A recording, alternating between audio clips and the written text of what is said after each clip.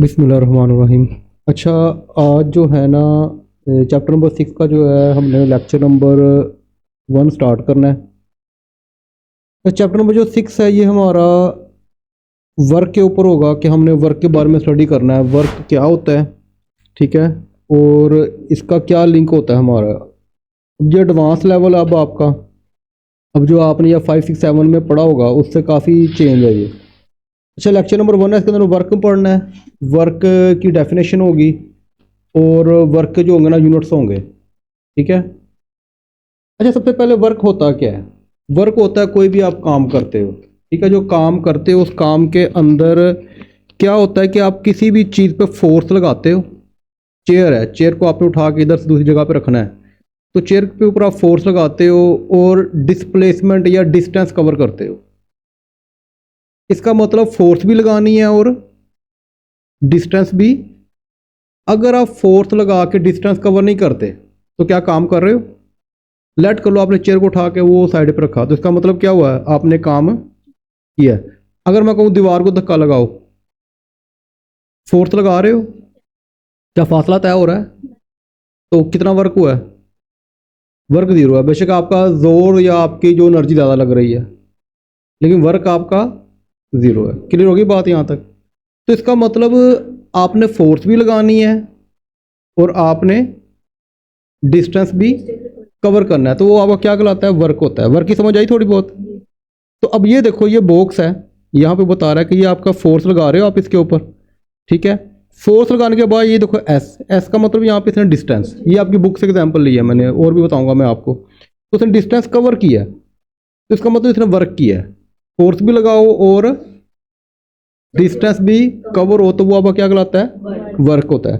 Work is done when a force acting on a body. जब हम क्या करते हैं, आपकी बुक से डेफिनेशन है, वर्क इज डन, वर्क हम करते हैं कब? When a force acting on a body, जब एक फोर्स एक जिस्म के ऊपर अमल करती है, डिस्प्लेसिस, और इसको हटाती है, दूर लेके जाती है, फासला तय करती है। डिस्प्लेस का मतलब क्या होता है?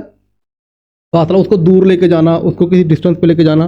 डिस्प्लेसिस it in the direction of force. अब ये जो इन डायरेक्शन ऑफ फोर्स है ना, इसने आपको बहुत तंग करना है। इसको समझने के लिए ना बड़ी थ्योरी चाहिए। अब ये मैंने आपको मेन समझाना है। वो सिंपल फोर्स क्यों नहीं लिखा उसने, या सिंपल डिस्टेंस क्यों नहीं लिखा, उसने डायरेक्शन ऑफ फोर्स क्यों लिखा उसने, ठीक है। तो इसके कुछ चीज़ें हैं, बहरहाल इसको डेफिनेशन को आपने याद रखना है। Work is a scalar quantity. Scalar का मतलब क्या होता है? जिसके अंदर डायरेक्शन नहीं होती, जिसके अंदर डायरेक्शन नहीं होती वो आपकी क्या होती है? स्केलर। तो वर्क आपकी डायरेक्शन लेस है, इसके अंदर डायरेक्शन नहीं होती, ठीक है।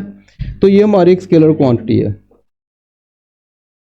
अच्छा, वर्क का फार्मूला क्या है? Work done is equal to the force into displacement. यानी कि मैंने आपको पहले बता दिया, इसके अंदर फोर्स और डिस्प्लेसमेंट का फासले ज़रब या मल्टीप्लिकेशन या प्रोडक्ट होता है। इन दोनों को मल्टीप्लाई करेंगे तो हमारे पास क्या बन जाएगा? वर्क बन जाएगा। तो वर्क का फार्मूला क्या है? F into S. अच्छा, ये तो था। अब आप गौर करो, अब यहाँ पे जो बॉक्स पे जो फोर्स लग रही है, सिर्फ एक जिस डायरेक्शन में आपकी जा रही है, क्या कहते हैं, फोर्स लग रही है, फासला भी उसी डायरेक्शन में तय हो रहा है। अब देखना एक और काम होगा, उसको आपने समझना है। अच्छा, लेट कर लो, हम इसको अपना मल्टी डायरेक्शन में समझते हैं। लेट कर लो ये एक बॉक्स है, ग्रीन कलर का नजर आ रहा है। अब ग्रीन कलर को आप डट को, जिस तरह होता है ना, बचपन में आप खेलते होंगे कि गाड़ी है उसको धागा बांध लेते हो। अब लेट कर लो इसको आपने धागा बांध लिया, इसको आप ना खींच रहे हो, फोर्स लगा रहे हो इसके ऊपर। क्या लगा रहे हो इसके ऊपर? जब आप इसका फोर्स लगा रहे हो तो आप बताओ, जिस तरह आप तिरछा, यानी कि ये जो आपकी फोर्स है, रेड कलर का जो एरो है, तो गाड़ी क्या इस तरह तिरछी ऊपर की तरफ जाती है? नहीं जाती। तो गाड़ी क्या होती है? या तो स्ट्रेट ऊपर जाएगी या आपको फॉरवर्ड आगे की जानिब जाएगी। यानी ये ब्लैक साइड पे या तो ऊपर जाएगी या येलो की जानिब आगे जाएगी। इसका मतलब ये हुआ कि यहाँ पे जो हमारी फोर्स जो है वो तो टेढ़ी लग रही है, इंक्लाइंड लग रही है, लेकिन गाड़ी जो है इंक्लाइंड तो नहीं जा रही, या आपका जो बॉक्स है इंक्लाइंड नहीं जा रहा। तो इसके लिए ना, अगर आपको याद हो, आपने 3rd 4 चैप्टर के अंदर 4 या 3 के अंदर फैक्टराइजेशन वेक्टर की रेजोल्यूशन पड़ी थी, वेक्टर रेजोल्यूशन एफ एक्स और एफ वाई, याद आया। हमें क्या करना पड़ेगा, ये जो फोर्स है ना इसको तोड़ना पड़ेगा, ब्रेक करना पड़ेगा इसके कंपोनेंट के अंदर। जिस तरह 5 होता है ना, 5 के कंपोनेंट क्या हो सकते हैं, 3+2 भी हो सकता है, 1+4 भी हो सकता है। ये उसके क्या है, 1+4 क्या है उसके कंपोनेंट, 3+2 क्या है उसके।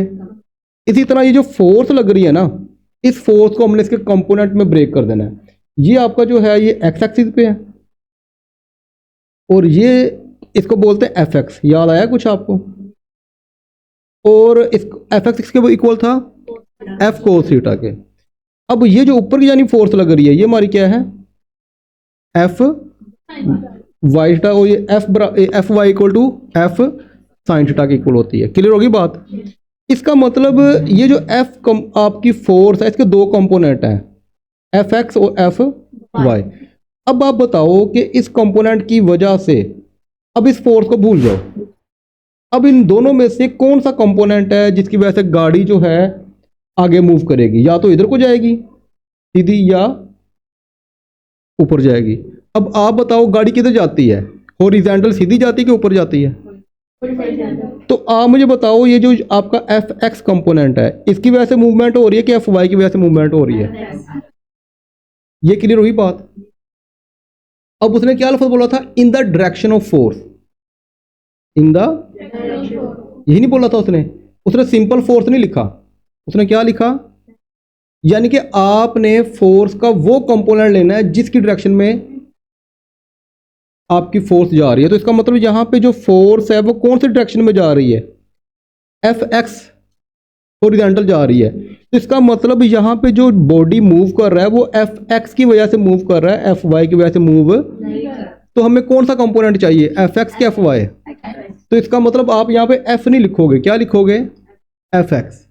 अब जो आपका फार्मूला बनेगा वो देखो जरा, फार्मूला क्या बना आपका, W इक्वल टू, मैंने एफ लिखा यहाँ पे, नहीं, मैंने क्या लिखा, एफ एक्स लिखा, एफ एक्स इंटू डी। यानी कि हमने क्या किया है, डिस्प्लेसमेंट को मल्टीप्लाई किया है किसके साथ, डायरेक्शन ऑफ द फोर्स। और डायरेक्शन ऑफ द फोर्स किस जानिब है, एफ एक्स की जानिब है। ये कॉन्सेप्ट क्लियर हुआ है। असल में इसके अंदर ये सबसे बारीक बात थी जो मैंने समझानी थी आपको। अगर ये आप कॉन्सेप्ट क्लियर हो गया है कि जो हमारा वर्क है वो एफ एक्स की वजह से हो रहा है, तो इसका मतलब आपको ये कवर हो गया, ये सारी बात क्लियर होगी बात यहाँ तक। तो work done is equal to the product of the displacement and the direction of force. तो एफ एक्स किसके इक्वल है, अच्छा जी यहाँ पे देखो जरा, ये हमारा क्या बनेगा, एफ एक्स की जगह पे क्या आ जाएगा, एफ कोस थीटा, ठीक है, क्योंकि F x F cos theta के बराबर होता है। अब ये देखो डी है, मैं क्या करता हूँ, डी को इसके साथ मल्टीप्लाई कर देता हूँ, एफ डी पहले लिखता हूँ, कोस थीटा बाद में। अब अगर आपकी फोर्स टेढ़ी लग रही हो तो फिर क्या करोगे आप, फिर आप क्या कहते हैं, हमेशा एफ एक्स वाला फार्मूला इस्तेमाल करोगे। लेकिन अगर आपकी सीधी लग रही है, जिस तरह पिछले बॉक्स में दिखाया था, तो फिर क्या था, तो आप सिंपल एफ डी लिख दो, एफ ज़रब डी। डिफरेंस में आ रहा है, दोनों फार्मूला का डिफरेंस क्या है, असल में ये इसका मेन डिफरेंस था। क्लियर होगी बात यहाँ तक। अच्छा जी, वर्क का यूनिट देखते हैं। अच्छा, वर्क की डेफिनेशन क्या थी, work done by a body in the direction of the force.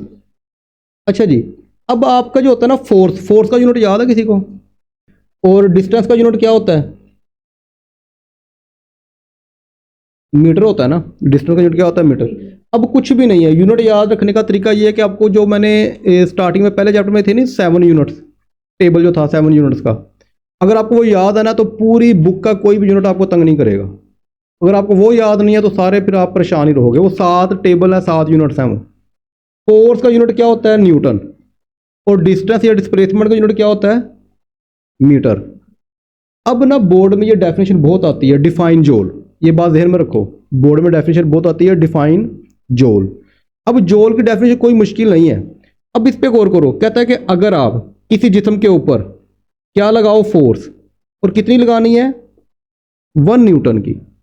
When we applied, अब इन्हीं को अपने अल्फाज में बयान करो, when we applied a force of 1 newton, when we applied a force of 1 newton on a body and it's cover, कितना फासला तय करे, 1 मीटर का। देखो आपका जो फार्मूला है उसी के अंदर डेफिनेशन नहीं है, ये आपको रटा लगाने की जरूरत है नहीं, आपको सिर्फ फार्मूले में फोकस करना है। When we applied a force on a body, और फोर्स कौन सी लगानी है, 1 न्यूटन लाजमी लिखना है जूल के अंदर। When we applied a force of 1 newton on a body and it displaced in the direction of force through 1 metre, यानी कहां तक वो फासला तय करे, 1 मीटर तक फासला तय करे, तो उसको हम क्या बोलेंगे, 1 जूल। आसान तो नहीं है, समझ तो नहीं आई कोई बात की, चलो शुक्र है, क्लियर होगी बात यहाँ तक। तो बेटा ये बोर्ड के लिहाज में अगर आप 5 साल पेपर देखो ना, जूल की डेफिनेशन बहुत आई हुई है, न्यूटन और जूल, या अगर न्यूटन आती है तो फिर जूल नहीं आती, अगर जूल आए तो न्यूटन नहीं आती, इन दोनों में से लाजमी आती है। अच्छा, the amount of the work is done, ये सारा मैंने वही, the amount of the work is 1 joule कब होगी, व्हेन अ फोर्स ऑफ 1, ये अब आपकी बुक के अंदर आई डेफिनेशन। देखो जो मैंने आपको याद करवाई है, ज़बानी याद करवाई है अभी बगैर देखे, तो आप वही चीज़ नहीं आ रही। When a force of 1 newton displace a body through 1 metre, और वो फासला तय करे 1 मीटर तक, क्या कहलाएगा वो आपका, इन the direction of force is called the